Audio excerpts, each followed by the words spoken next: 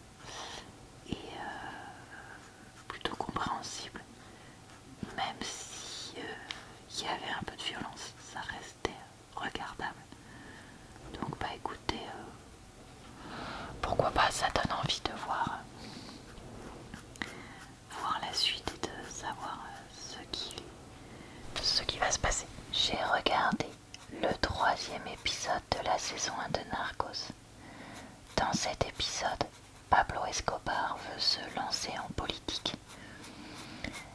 Et en même temps, on a les agents qui essayent de faire en sorte de faire prouver que c'est un narcotrafiquant et qui cherchent à savoir qui a tué le chat de l'agent de la DEA qu'on suit. Donc écoutez, j'ai bien aimé cet épisode parce que j'ai trouvé que on allait un peu sur autre chose, ce qui était assez intéressant. Après, c'est quand même assez fou de voir ce qui est fait dans cette série et en Colombie à l'époque. Mais bon, je trouve que la série nous rappelle bien un certain nombre de fois que c'est un autre monde, une autre époque, etc. Je trouve que, je sais pas, c'est un peu facile des fois pour certaines choses et pas pour d'autres. Donc voilà, j'ai un peu encore du mal des fois à comprendre comment dire, l'impunité qu'il y a pu avoir. Mais pour l'instant, je continue à apprécier la série et j'aime toujours le côté avec la voix off.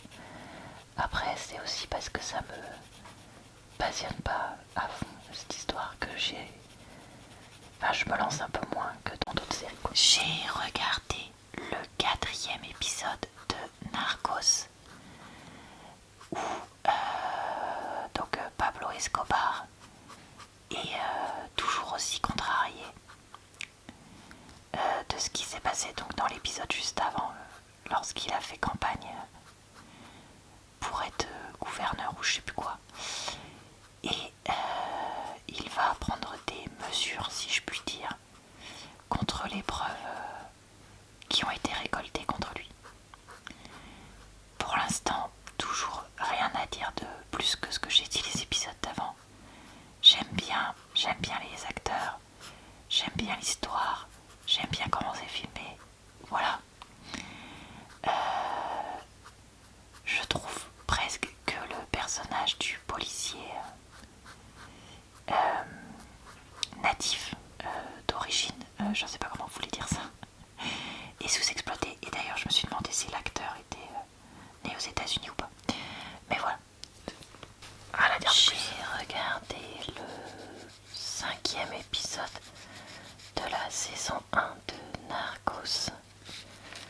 Je dois vous avouer que j'ai un peu de mal en fait avec cette série. C'est pas que j'aime pas, mais j'ai pas spécialement envie de regarder les épisodes. Du coup, ça traîne. Dans cet épisode, donc on a au début les différents membres de cartel qui sont à l'étranger suite à ce qui s'était passé dans l'épisode précédent. Et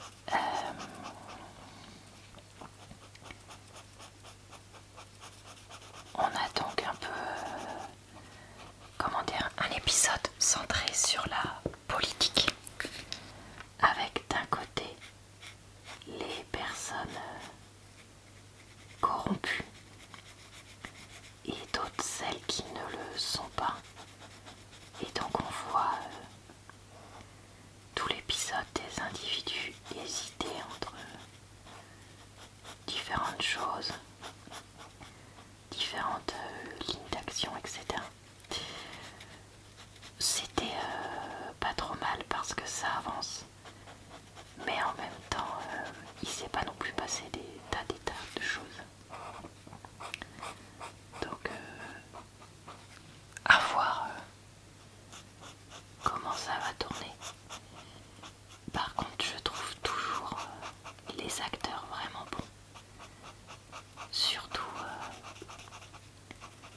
le flic américain, le flic colombien et celui qui joue Escobar. Ils sont vraiment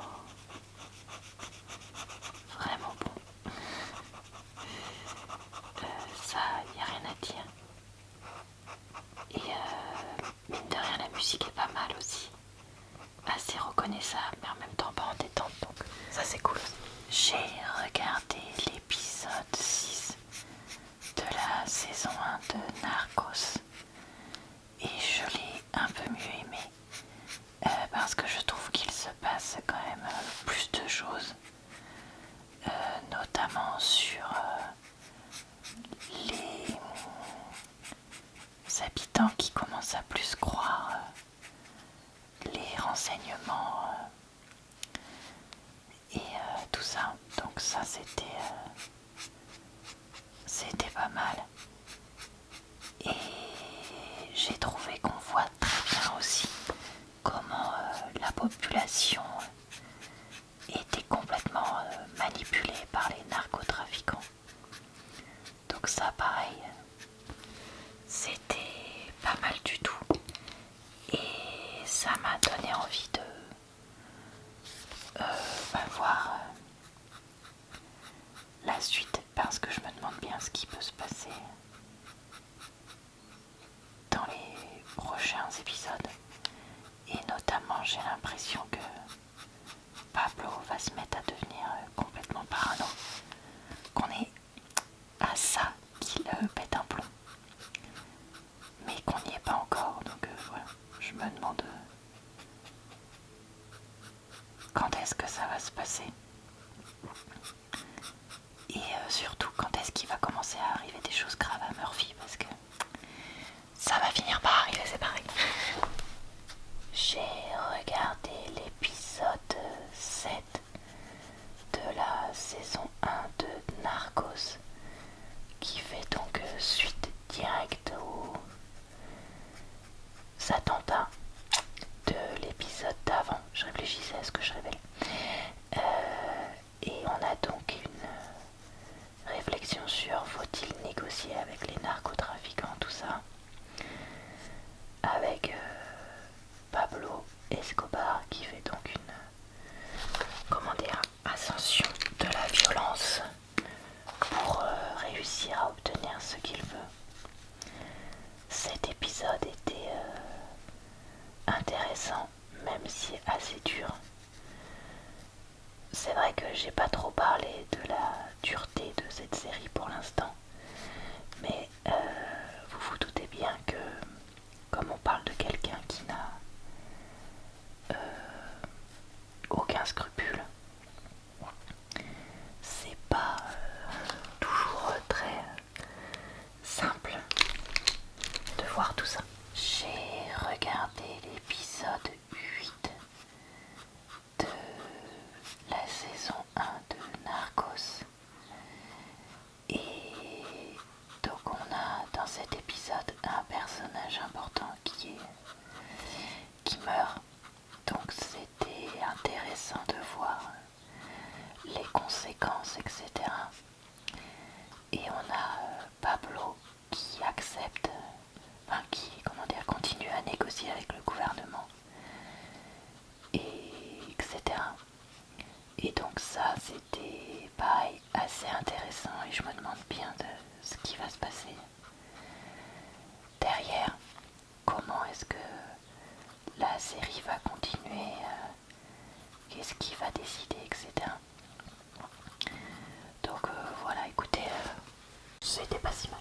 J'ai regardé le 9e épisode de la saison 1 de Narcos, dans lequel on nous parle de la prison où est Pablo Escobar, et des vraies conditions de sa détention. Et d'ailleurs, on le voit en train de devenir complètement paranoïaque. Alors j'ai trouvé cet épisode intéressant parce que justement on voit un changement dans sa vision des choses. Et j'ai l'impression qu'on va plus vers la réputation que je lui connais malheureusement maintenant. Voilà, après bon, rien de globalement plus à dire, parce que sans trop en révéler, mais voilà, l'épisode était pas mal. J'ai regardé le 10e et dernier épisode de la saison 1 de Narcos. Alors, dans cet épisode, on a